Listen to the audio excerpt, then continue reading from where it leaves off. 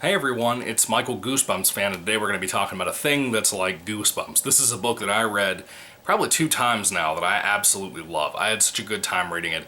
It's not amazing or anything. I guess it's a lot of the nostalgia that I feel towards it, but it's so good, and I really recommend it. It is something that's truly a lot like Goosebumps, in my opinion, at least with this first book. There's 4 of these books. I haven't read the others. I think I tried to read the second a long time ago, and I read this first book because there was a book that had, a kind of a flip side thing where the front side of the book would be the first book, the other side would be the second half, kind of like some of those Nancy Drew books you see floating around at like Barnes & Noble and stuff. I have a copy of all the other books. I just haven't gotten around to reading them yet. But this first book is called The Haunting of Derek Stone, Book 1, City of the Dead by Tony Abbott. Of course, published by Scholastic as well. I really like this. I think this first book is really great. It just has a lot to offer. It's a very fun little read, very suiting for this time of the year, like the fall time. Maybe better for like the closer to the winter time of the year, I'd honestly say. This has a very odd horror story to it. Again, if you're a big fan of Goosebumps, I would recommend at least this first book. The second book I'm starting to read right now, I'm about 20 pages into it. I've read like 20 pages and then I just stopped. For like a month, I haven't read anything else. Maybe even longer than that, honestly, as guilty as I sound about that. But a lot of it's not really the book's fault, it's just time constraints and stuff that I'm going through, like right now with trying to read more Halloween books and stuff. Maybe I'll get around to finishing the second book and getting a review up. I hope to read all 4 by the end of the year. But, that's how it goes. Anyway, Derek Stone is a character who goes through a pretty tragic accident. His father and his brother and himself are going to basically ride on a train because their dad loves trains. He's a huge train fanatic. That's like his hobby. He's one of those big fans. Kind of like we're all fans of Goosebumps. It's kind of the same thing. They get in a horrible accident. I mean a horrible accident. And the father and the brother go missing and presumably are dead. And Derek himself just barely survives the tragic accident. A lot of people were killed. And I'm surprised by how graphic this book can be in that respect. It's not really a gory book. There is one scene involving a bathroom that was pretty sick, honestly. I mean, pretty surprising. Even when I was in middle school and I read this book, this first book, I gotta be honest with you, man, that first book, it really surprised me, the kind of stuff that's in this book.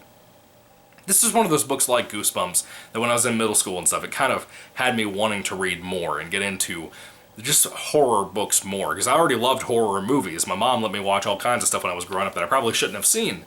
And yet, this is one of those situations where this book stuck with me so much. And when I became an adult, I think last year, as a matter of fact, around when I was 23 or so, I started looking everywhere, and I looked everywhere to find these 4 books. And I had to buy them all individually, but I finally got my hands on all of them, and I can't wait to burn through them all. But anyway, that's the whole story of this.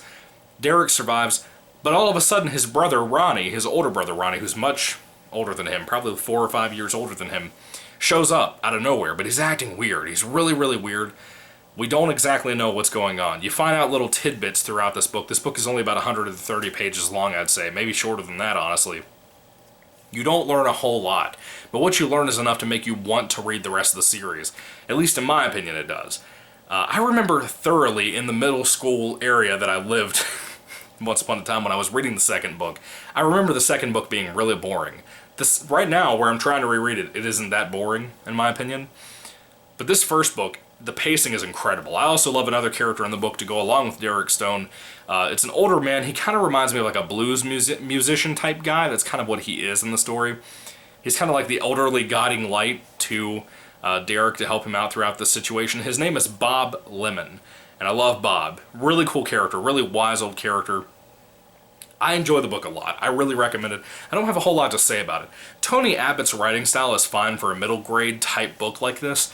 It's not as personable as like R.L. Stein's for Goosebumps, but it works, in my opinion. I think it actually suits the story pretty well.